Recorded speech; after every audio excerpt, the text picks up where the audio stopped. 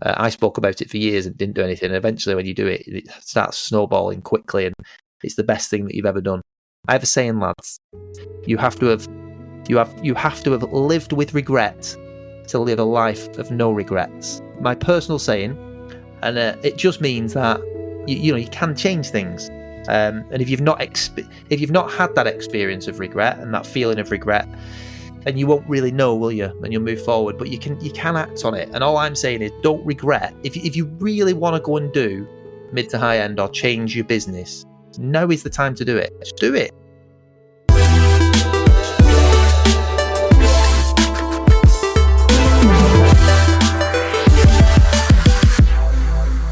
Hello and welcome to another episode of the Complete Agent Podcast, where each week we get together to talk all things estate agency. My name's David Warburton, and as ever, I'm joined by my colleagues in the industry, James Kendall and Ian Storey. The three of us returned. Last week I wasn't here, and it was probably the worst podcast ever recorded, so hopefully normal service will resume this week. Lads, how has your week been? Let's go to you, JK. Yeah, good. We've got quite a lot in photography at the moment. We've had a little bit of a lull, which has helped us out with getting the letters out and getting all of our market updates done. But in general, pretty good. We've got probably the best part of 8 or 9 in photography. I did a off-market viewing yesterday at the best part of 2 million. And it looks like we've got a full asking price offer as well, which is nice. They do need to sell. But the way that the timings are going to work, I'm going to get theirs to sell. Obviously, they're going to buy that one there. It's going to be like a 42 grand deal altogether. So nice to put one of those together. Got a couple of big chains going through. Didn't quite tie up the barn we had at 1.25. A little bit. Should have got Ian involved. He would have tied that barn up in no time. Yeah. Do you know what it was? The guy said to me, why are you talking in a gruff black pudding accent? And I said, yeah, but you need to accept the offer. I think that's a large barn. Yeah. But no, it is a little bit frustrating, to be honest. That's absolutely sent Ian, isn't it? But yeah. But no, pretty good all round, lads. Lots coming on between. I mean, we seem to the key figure at the moment for houses we're listing seems to be 1.25 million, not percent, obviously. But yeah, we're putting a lot of sort of premium stuff on at the moment, and yeah, I mean, can't complain. We've had a little bit of a quieter April than I would have liked, but equally decent figures. But no, all good otherwise. What about you, Ian Storey? Well, I reckon yesterday I had the best day of my career. It's been good, but then yesterday was just unbelievable. So I went to 4 vals yesterday, cramming them in just because I want to go on holiday again and I need to, make hay while the sun shines. So I got one at 800 first thing in the morning, which I went to 4 years ago off the back of a nom. Then I went to another 3 yesterday, one at 1.6-ish, and then I went to one at 2.5 and one at 2.25, and I got both the last ones on the val signed up.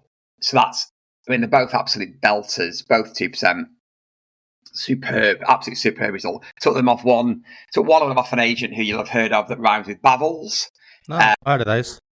Although they kept calling them Bavils, which made me laugh. Well, Bavils. Isn't that a village in Spain?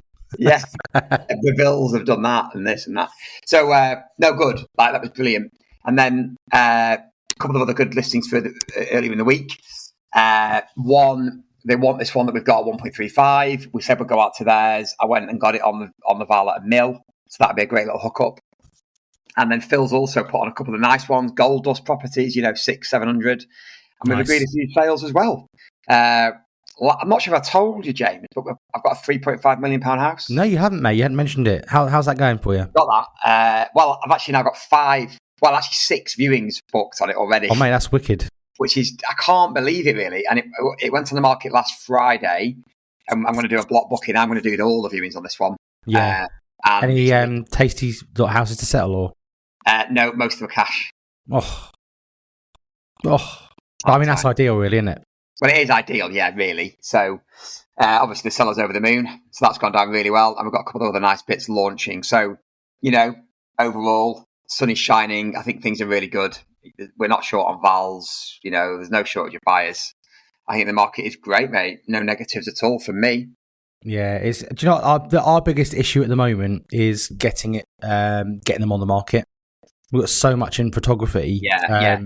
Jack is struggling with like just getting them edited and getting them out. Yeah. So he's having to sort of burn the midnight oil a little bit at the moment. We're the same, mate. We're now really it's a month so we can get in to do photos, but I'm not accepting that. So we're moving stuff around and doing stuff early evening, and because the one I went to yesterday, 2.5 million. She wants it. It's been on with Savills. I've got them to take it off Savills straight away. She wants it on now. Yeah. You don't want to wait.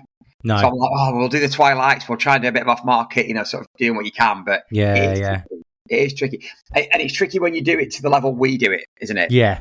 That's what I mean. If you bish bash bosh, you can get them on in like 3 hours. Yeah, be on the market by Friday. But that obviously to do it to our level with a proper video and all the twies and stuff takes time. Yeah. And you've just got to say to the client, haven't you? Look, it's worth waiting, John. It might take 3 weeks longer than you want, but that's probably 50 grand in your pocket. Well, that's totally what it's about. Obviously we had some changes in our business in terms of, Sandra is now doing what Vicky essentially does. She's been out to a couple now, and we've noticed, a real difference in the value proposition that we offer. Like we'd always say that we do staging and styling, and we've obviously got the staging guide, but the difference being able to go into the meeting and the value add, like you put a nice message in the members group yesterday, bigging up your team about the whole process, and I just think we've discussed it on the pod before about the road to 2% and what 2% feels like. If if you're just doing, there is no secret word to say in the living room that's going to make you get 2%. You've got to feel like a 2% agent. And it starts from hand delivering the pre-listing pack. It starts from, the calls and how, you feel and what you're like to deal with in the office before they've even met you.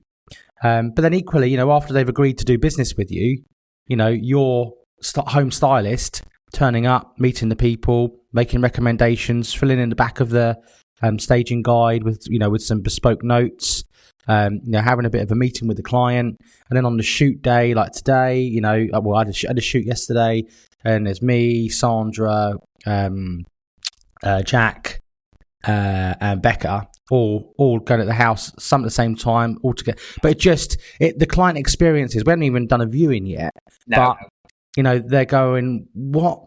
Yeah, they are, mate. They are, mate. This one that I got yesterday at 2.5 that's on with Bevilles. I said to her, and I knew the answer before I asked her, but I said to her, did the photographer come by themselves or was the agent with them to make sure it was all taken properly? And she said, no, he just turned it by himself. And we thought the photos looked shit. Yeah. Well, there you go. And, obviously, in many ways, it's easier to list, isn't it, when they've had a bad experience already? Yeah. I mean, we've obviously got one, I think I mentioned before on the pod, that had also had left us and gone to Seville's just because they have the premium London network and they have a bespoke buyer network and buyer searches that they can help with. And they've been on the market now for the best part of 2.5 months since they left us. Been keeping in contact with the seller, and they've had 0 viewings still. Absolutely nothing. So, and the thing is, the photos are very average. Everything is just bang average, and we're talking about a £1.5 million house, and it's just it's not where it is. Anyway, that's enough about our weeks. David Warburton, how has your week been? My week, not been bad at all, actually. There's so much going on at the moment. Can't get a minute, but it's nice. It's all good stuff. Plenty of valuations. Got loads in photography, and offers are coming in nicely as well. I was saying to you, actually, JK, separately the other day, I'm struggling to get a couple of deals over the line at the moment. Vendors sort of holding out for maximum value.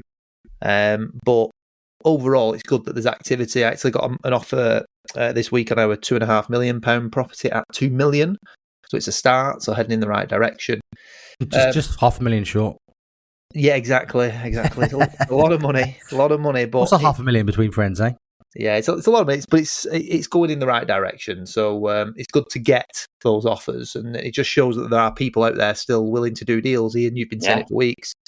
That if you're on at the right price and the marketing's great, there's people out there. So it's encouraging in that respect. So yeah, lots of good stuff going on, lads. We were going to talk about and go over our mini-series and redo the mini-series, because a lot of people obviously had listened to us from the start, and some people have said to us before, can we redo the mini-series? But I also think it's important that we update the mini-series as well, and talk about what's changed. So I think we were going to go first off about how you look, and this is all about the road to 2%. If you're an agent at the moment that's charging 1%, or maybe you've upped your fees and you're charging 1.1, 1.2, and you really want to get to 1.5%, 2%. What can you do? What does that look, sound, feel like? And ultimately, where we started in the last mini series was, how do you look? And what we mean by this is we can talk about the direct mail and all of the things that are going to get people to potentially look at you and call you.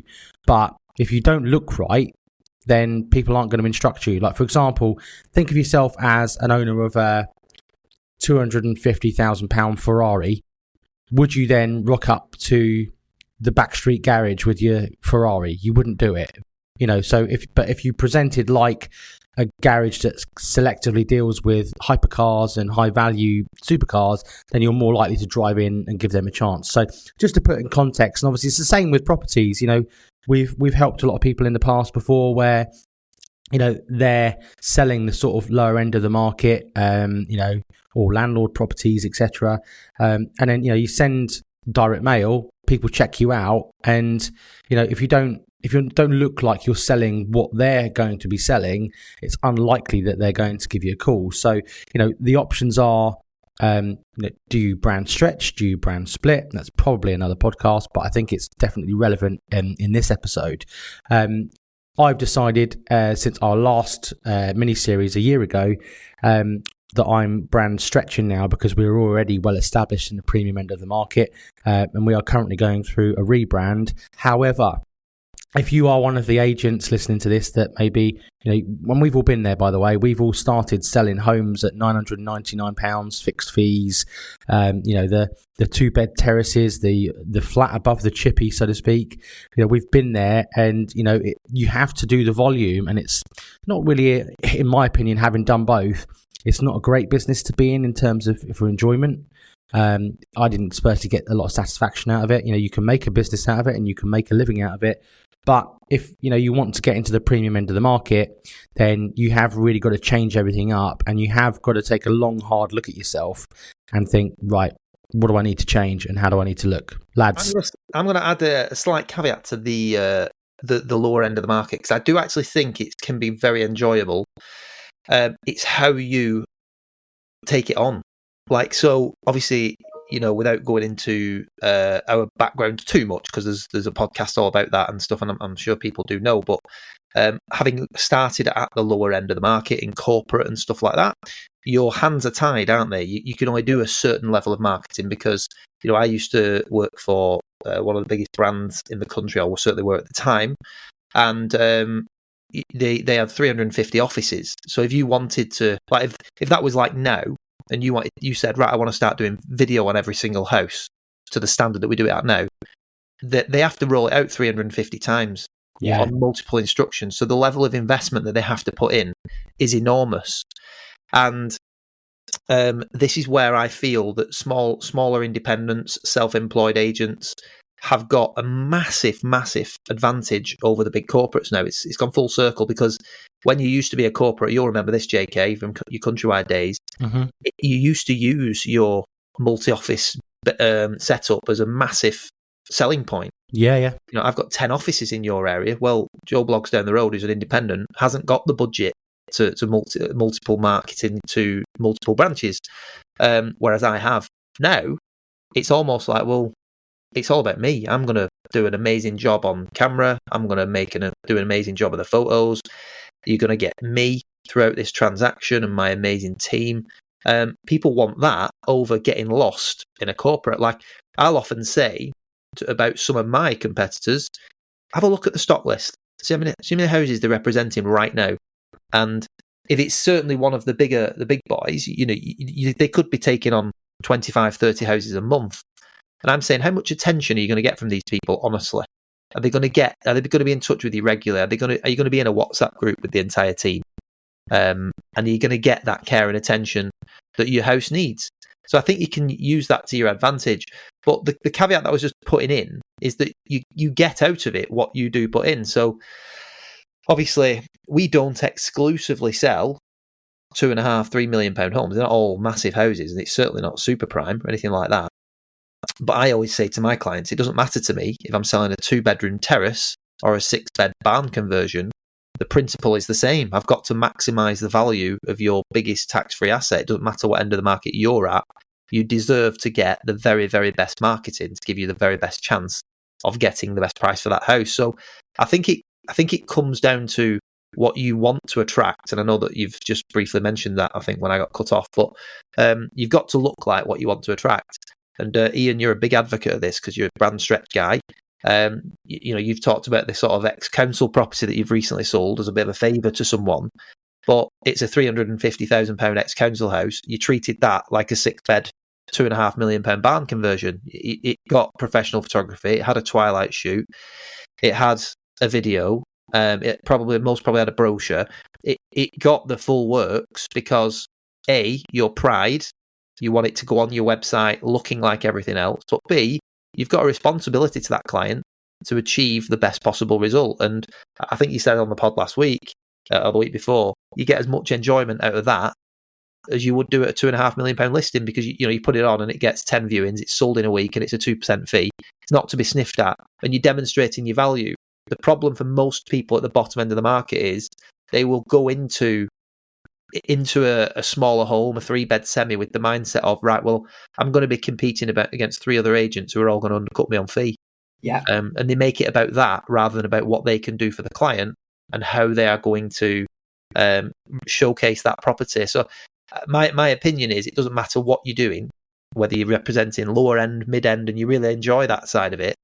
Take pride in it and make it look incredible and make yourself look like you want to attract. Yeah, I mean, you certainly shouldn't put a house on the market if you're not able to, keep it in line with your brand and other properties that you market. In my opinion, I think that's where a lot of agents go wrong. They might do a couple of twilights every now and then, video every now and then, but then they'll put on 8 properties that are standard, if not below par. You see that a lot. And yeah, we wouldn't normally sell a house like that, but it was modernised. It had a lovely electric gated entrance at the side of it. It was extended. It was actually our builder's house that he'd done himself. He was like taking a step on the ladder. So I knew it'd be mint, and it is mint. Big garden, detached garage and stuff. Even though it's ex-council in inverted commas, it does look mint. So you can brand stretch, in my opinion, but I think really for brand stretching, even though this is probably a separate podcast, I think brand stretch needs to start from the beginning of the company. I think it's very hard to try and stretch an existing brand, and especially one that's been doing lower end. I think that's challenging, stroking, maybe impossible, not the right word, but it's very, very, very hard to do that, isn't it? Yeah. And then it also dilutes your lower end if you start going, isn't it? Yeah, there's a combination of things really, but I think obviously I've been there and I've split the brand, so I've got the 2 brands now, as most people know. The major thing that I found, which was really interesting to me, was that when I lost a key member of staff 2 years ago, who basically looked after my lower end brand, really. He did all the valuations there. He was extremely good. And he decided to move on a couple of years ago. So I took that as I was almost forced into sort of going back onto doing the valuations on that brand anyway. But I took an opportunity to really look at what we were doing and seeing how I could improve that particular brand, because I decided a while before that I was going to split them up completely, so that as we've talked about, you look like what you want to attract, and I wanted it to be a completely different branding, a more high end branding for the higher end stock that I wanted to attract on Burton James. But then I looked at our mid-range brand, and when I went out, the eye-opening thing for me was if there was like a middle of the road property where I thought this would be fine on our We Locate brand and perhaps not perfect for the Burton James brand, because just for clarity on that, that's not a snobbery thing. It is more just to reiterate, you have to look like what you want to attract. So it's very much that. And the split brand gives us an opportunity to get more churn on one brand. But the eye-opening thing for me was, I was getting invited out to lots of things on Burton James, which is our higher end brand, and people love that brand. They love the what it represents. They love the way we present houses, the colour schemes. It looks prestige, and that's what I was getting invited out on the back of, and of course our socials and things like that. And then I would say to them, look, you have got another option here, because I've got another brand. And there was a few occasions where I'd not had this for years, because obviously I've not been on the sort of front line doing valuations and stuff. But the look on people's faces when I showed them the other brand was one of, I really want to go on your other brand, because we feel like we want that higher end sort of representation. And it just made me think, God, I need to do something about this, because I literally got to a point where I would put the two brands on the screen on my iPad, like example photographs of like maybe a 3-bed semi and a 5-bed barn conversion, whatever it might be. I'd put them on the screen beside each other, and I just said scroll on each and see the difference in the photography. And they couldn't see massive differences, only the quality of the house. And I said, that's what you've got to try and get your head around. If you forget the brand for a moment, you're still got to get really first-class marketing, because we do very, very good marketing on both. It's just that the demographic for your home might be a little different and more suited to our We Locate brand. But it was a real eye-opener for me. So this year, or certainly last year, I'd made the decisions. I'm going to rebrand that as well, and make it look a little bit more like what we want to attract. And now it's not as, I don't think it's as prestige looking as our other James brand, but it's a really nice. So it's got the blue and golds and things like that, and I can tell now that is being more well received by the type of houses I want to attract on that brand, which is more like 300 to 600. And it's so important that you get that into your head from day one, I think. And if you're already running a lower end brand and you are attracting 2-bed terraces and 3-bed semis and ex-council properties, that's okay. And if you want to still do that, that's okay. But if you are looking to get into the mid to higher end, my view would be, as you've said, Ian, I think you cut it off and start a new one. However, there's a few of our members who've come in and we've looked at what they're doing already, and it's just tweaks that they could easily flush out. You can take certain houses off your website. You can maybe go out and re-photograph things, whatever. You can change things around because the branding might look good. But quite honestly, if you're called iMove or We Locate, like I don't think it's high end enough. It's got to be something slightly different. So you need to almost flush out the stuff that you don't want to look like. And then you've said it, Ian, right at the start when we first started these pods, and you're absolutely right. You've got to start turning stock down. You've got to get brave and only start representing the homes that you feel you want to attract and represent. So there's a combination of things, but I cannot stress, having been through this with 2 different brands, the importance of the branding being on point, and attracting and representing only the properties that you kind of want to attract. It's hard to turn down money. If a one, we've had a couple of valuation requests where they're like flats, 1-bed flats, 2-bed flats, or a 2-bed terrace, or whatever it is. They're no good to us, if I'm honest. There is a place for them, but we can't do what we do on the budget that we offer for that client a lot of the time, and we're not best representing them. So it's just that's why there's loads of room in the market, though, isn't there? Because at the end of the day, Quick Fit don't service Ferraris. You Joe Blogs low end car. I know I always relate it to cars, but you like everything in the world, isn't it? You can get fried chicken you put in a deep fat fryer at home, or you can go to a gourmet restaurant. It's all about choice and different budgets and what people slightly different things, because they're obviously food and not where people live. But it's like any service based industry. You pay for what you get. But what I would stress is important is invest in you said about the branding and the marketing, Dave, but I've made a few mistakes over the years where I've just, used somebody that's £250 when I needed to use somebody that was $3,500. To actually have the proper conversation about, what does that actually look like? What message are you trying to send out? And having somebody help you with the message, because a logo isn't going to carry you all the way. Yeah.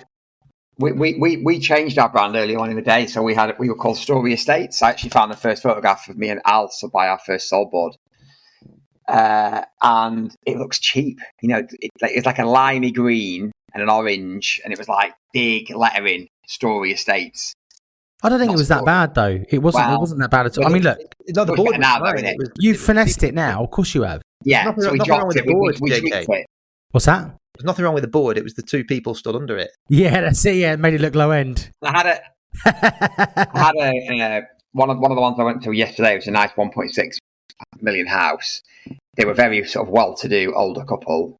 All the right kind of set. All the mates have got big houses. And one of the things she said was, "I do like your boards as well. I do like your boards." And I thought, interesting that, because they put weight behind it. They feel they're associating themselves with the brand, aren't they? And I don't get many people say that, but I wonder, it makes me think people must think that, mustn't they? They do, don't they? But now, where we've come from and where we've gone to, I think, probably one of the few cases where I've actually been able to stretch and move the brand from low end to where we are now. And you get people that ring you and say, "Will you sell my house? Is my house, is it premium? It's not really a premium house." And I'm like, "Well, what do you have? Is it a 3, 4, 5, but and I said yesterday, I took a house on yesterday. It's a 4-bed semi, modern. It's not a £50 million mansion estate, but he said to me, and I wasn't sure about calling you. He goes, "I only called you because you live on the same area as me. You live in the same estate." And he said that, obviously see a lot of what you do on LinkedIn, because another lead that's come from LinkedIn, but obviously lives near me as well. And he just said, I wasn't sure whether you'd sell a house like mine. And I was like, well, it's not about necessarily the value of the house. It's about the house.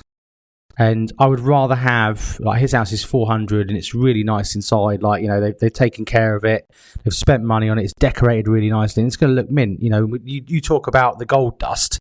It's one of those houses that, should come on the right sort of money, will look really great with the marketing, and will sell and move out. And I'd rather have one of those than I would have £1 million house that's got threadbare carpets, junk all over the place, like cracks in the walls. It's less about the value of the house and more about the actual house itself, because we want to sell homes that people want to live in, and aspirational homes, whether that is a £400,000 house or a £4 million house.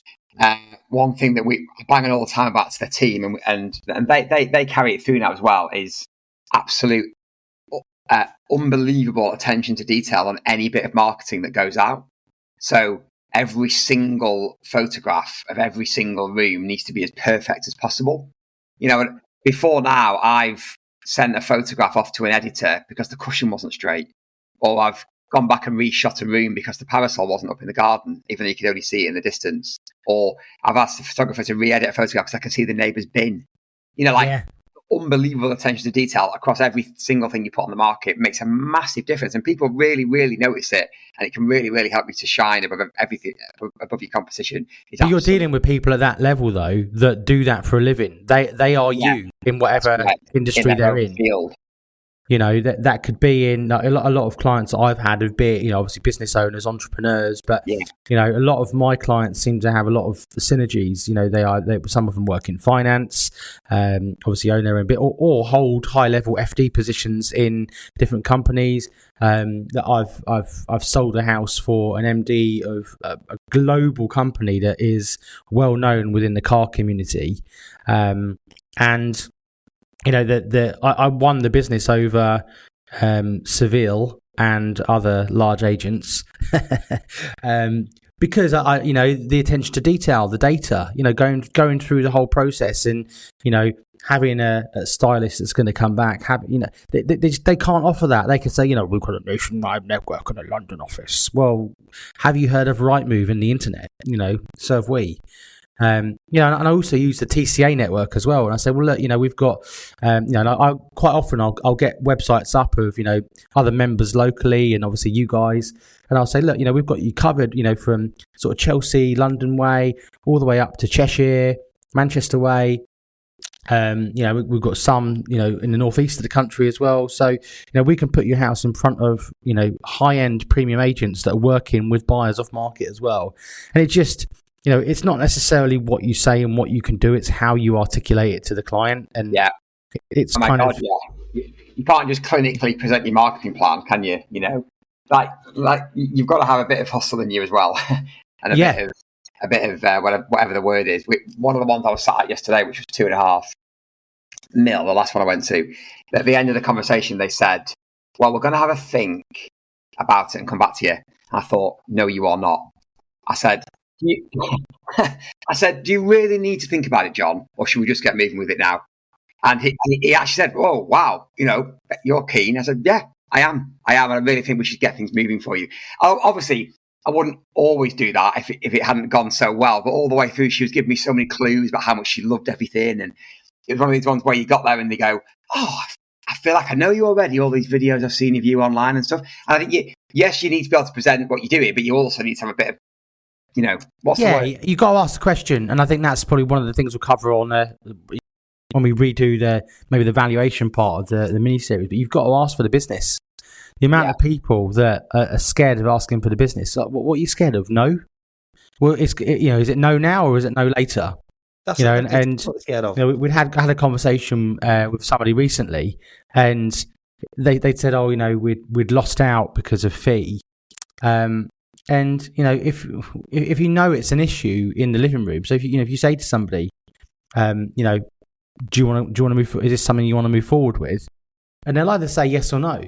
And if they say yes, then great. But if they say no, just say, or is there anything what is it that's stopping you from moving forward today? And if they say, well, your fee's a bit high, then you can go, yeah, it is. But this is what you're getting. Where we are in our area, the average agent for MK40 to MK46, and I always bring the stats with me, independently compiled by data analyst Simon Gates, £10. I say, look, the average agent in the area, if they list your home for sale, is 48% likely to get you moved. Our stats for last year, obviously this year we haven't compiled them yet, but we do on a month-to-month basis, but we're like 88%. So do you want to leave it to a flip of a coin, whether you move, or do you want a 90% chance of moving home? What's the objective? If you're not bothered about moving, then that's fine. You could probably take a risk on 50%, but we achieve at least 2% more than the average agent, and there's a 90% chance of getting you moved, and you're going to have to pay for that, unfortunately. So by paying us £500 or £1,000 up front, or 1.5% or 2%, whatever it is that we do at the time, that's totally up to you. Yes, you can get it cheaper. You can always get it cheaper. But what's the saying? You buy cheap, you buy twice. And by making a mistake now, you could erode the value of your home by tens of thousands. Yeah. Well, you will erode the value of your home by tens of thousands. Yeah, exactly that. And sometimes, when you're the second agent in, it's a lot easier to sell. It's a lot easier to get 2% sometimes when you're the second agent in. Sometimes more. I mean, we've had over 2% before. Sometimes it's the second agent especially with a performance fee as well. Yeah, we've got a lot of cottage coming on, low end, nice character cottage, and I quoted 2.5% plus VAT. And yeah, we got it. You sometimes you get a sense, don't you, when you're in the room of how well it's going. And you just think, and I also, obviously, because it was that price, I also thought if they do go with someone else, I'm not really overly bothered if we lose it. I want it, but anyway, it worked. But the thing is that you go, though, is that, and I think I've said before in one of the pods before, it's that with or without you energy. If somebody wants you get to a stage where you become an attraction agent and people ring you up because they want to use you. Like I went to a couple the other day, and they'd invited us out off the back of the direct mail letters, and it's an area that we haven't done an awful lot in. And they said to me, we're just a bit concerned that you haven't sold an awful lot in this village. And I said, that's absolutely fine. I said, but to be honest, because we cover such a wide area, we're not the agent that sells 400 houses a year. We're not the bish bash bosh agent. We get invited out to properties, 20 miles out of where our office is, because people want us and our marketing. And we did, and I obviously classic, get the brochures out of the bag with the iPad and just say, look, this one's sold here. This is 15 miles away. Here's a telephone number of that person here if you want to call them. We sold this one here. And I've got anecdotal evidence and stories of all of these houses where, we've achieved a super result for them. And sometimes in the face of adversity, there's a couple of brochures that we've got examples of where the houses have been on with 6 different agents over 3 years, couldn't sell, and we sold it. So give yourself the best chance. But equally, some of these brochures of these houses, and I said to these people, they've sold for less than the house is worth. And the reason they've done that is because they've been damaged by 4 or 5 different agents that didn't know what they're doing. Yeah. And the problem is, back 20. I always say that I've been doing this job nearly 22 years now, and if we were having this conversation 22 years ago, that would be irrelevant because there's no digital footprint. It would have been in the paper, would have been in a window, and that's it. But now, as soon as you go on Rightmove and social media, there's a digital footprint of your house, and people know that your house has been for sale, and they know the old chestnut. So you need to make the right decision now and choose the right agent in the beginning in order to maximise the value of your home and also give yourself the best possible chance of moving. And you can't get 2%. Or premium fees, 1.5%. You can't get 10 grand plus fees if you're not worth it, but you need to be worth it. So you need to work on not only how you look, but are you actually any good as an agent? Because anyone, of course, there's all that comes afterwards, isn't there? Are you actually good enough? Can you close it? But going back to the topic of the pod, how you look is absolutely vital, and it's something I've only really learned in the last 4 years, probably. I would say 5 years. It's only when I've really learned it fully. And it's vital, and it's everywhere, isn't it? So, it's what does the car look like that you turn up in? That's about how you look, isn't it? How are you dressed? How do you carry that off? Vicky going out in her car, to drop a PLP. Does the car look nice? Are you dressed? All that matters. Just saying that really quickly, mate. Just on that, I have one houses. There's another agent locally to me that. Right, well, I'm not going to say actually who it is because they might listen to the podcast. But I turned up to the Val and I did my presentation. Tried to close, couldn't close on the appointment. They said, "Look, we'll come at you." Fine. Rang them up the next day and said, "How did you get on?"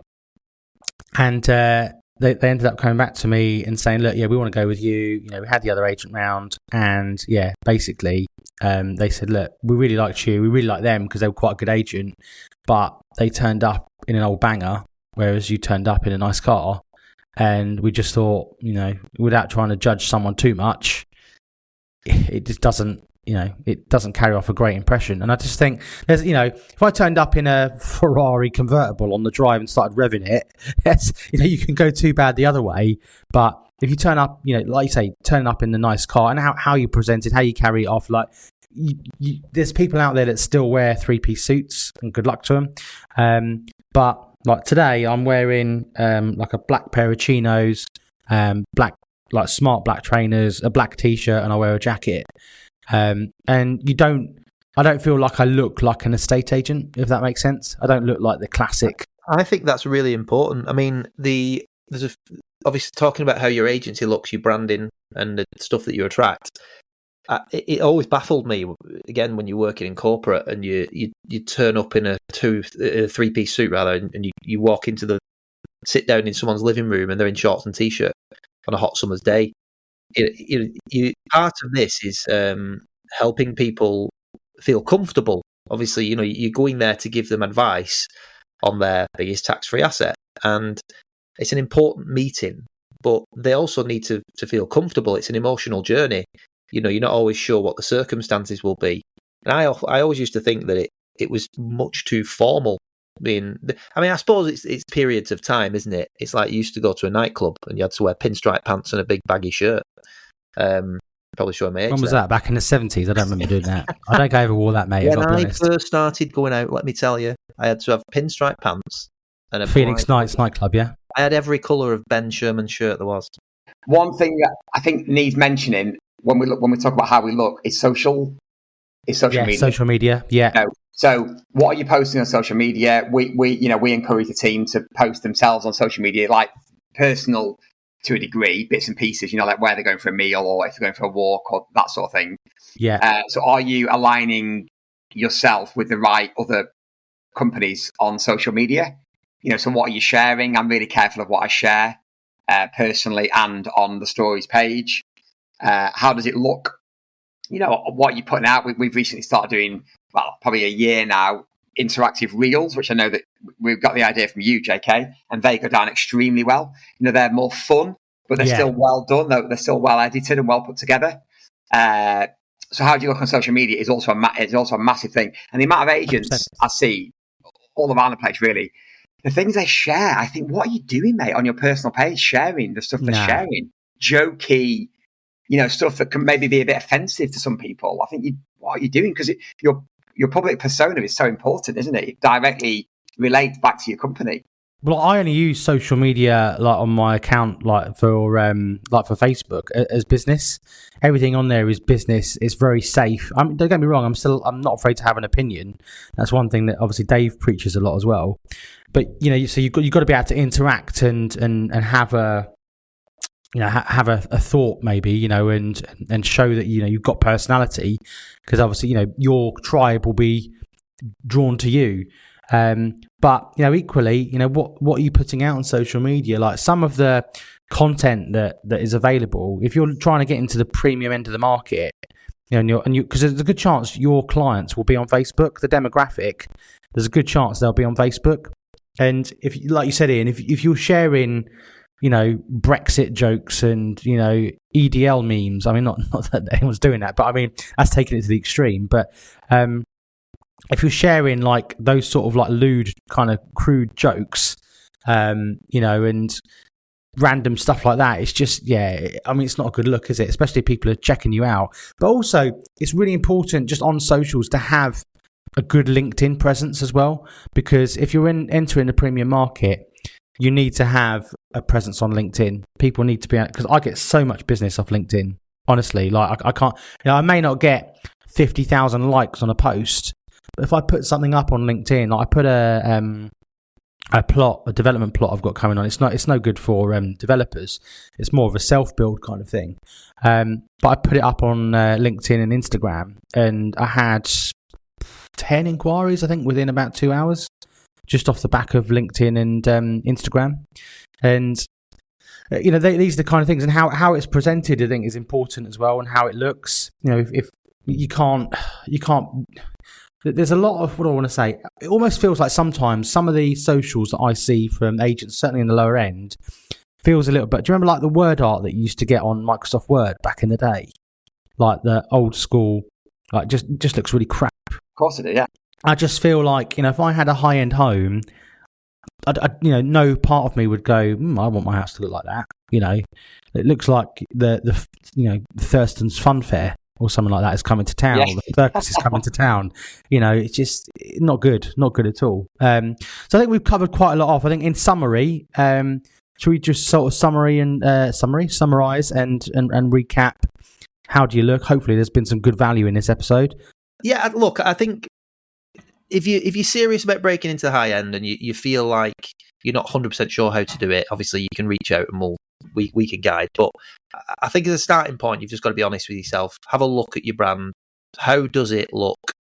And does it look like, if you put yourself in the shoes of a £700,000 to over £1 million seller, does it look like you would honestly want to use your brand? Are you selling a lot of what your target audience want? Understand who your target audience is. Get into the detail there, understand what they do, understand what they drive, understand where they live, all that sort of stuff, where they hang out. And you'll start to build a picture of what it is then, I think, that you need to try and represent. You've got to have that honest conversation. And I'm talking through experience. I built a low-end brand when I first started. And we've I started a completely new company to do mid to high end. And I've rebranded my lower end brand. So it's something that you need to do, but not just across your brand. It's obviously what you're representing. Are you doing the same things on every house and making them look spectacular? And as you've just touched on, and I lost signal a little bit, but I got the back end of it. It's not just your brand and your business. It extends to you personally as well. What are you doing out there on social media? How do you dress? How do you look on social media? What are you posting privately and things like that? It's so important, because whatever you think, you are getting noticed. We always talk about likes and shares and all that sort of stuff on social media. It's not all about that. Those are the vanity metrics. If you're constantly putting content out there and videos, trust me, your audience is watching, because I've done it long enough now to get that feedback and understand how the target market is thinking, and that would be my advice. Just be sure that, and just be honest, be absolutely honest. Get somebody you respect in the industry to take a look who's doing it. That's another thing. Have a look at what other people are doing. The three of us, rather, we met on courses, and you can attend so many different training courses and start following people that you respect and you like and are doing things that you like, and maybe even reach out to them and just find out what it is that they did and how they do it. One thing that you'll find, I find quite eye-opening, is I've listened to loads of podcasts. I had to listen, I'm a bit behind on Gates's, apologies Gatesy, but I was listening to the Grant Bates one yesterday, and it was really good. And he does Super Prime as well now, but it's what you'll tend to find is everybody started out in the same place. Nobody just really opens an office and starts selling Super Prime houses or big houses. They've all had a journey. So if you are at the point in time where you're at the beginning of that journey, and you're not sure how to move on and take the next step up, then there is a way, and there are people out there that can help you. So I think you just need to get some honest advice, have a good hard look at what you look like, and be honest. You need to make changes. That would be my biggest advice. Don't live with regret. Now is the time. I spoke about it for years and didn't do anything. And eventually, when you do it, it starts snowballing quickly, and it's the best thing that you've ever done. I have a saying, lads. You have to have lived with regret to live a life of no regrets. My personal saying, and it just means that you can change things. And if you've not had that experience of regret and that feeling of regret, then you won't really know, will you? And you'll move forward. But you can act on it. And all I'm saying is, don't regret. If you really want to go and do mid to high end or change your business, now is the time to do it. Just do it. Because you'll get 2 or 3, 4, 5 years down the line, and you will regret it. I think I've found the soundbite intro for the start of our podcast. What I might do this time is maybe put some sad violin behind it. Listen. That is my saying, and it's going to go far. I know that Gates is going to repurpose that. He's going to love it. So cool. There you go. Right. Are we done this week? Are we finished? I know we could probably talk for another hour. Me and Dave can. I've got a take on to get to, and because my signal's so bad, it's going to take an hour to upload. Yeah. Well, it's been a pleasure, lads. Look forward to meeting you next week. And thanks everyone for listening. Thanks, everyone. Thanks, guys. Bye.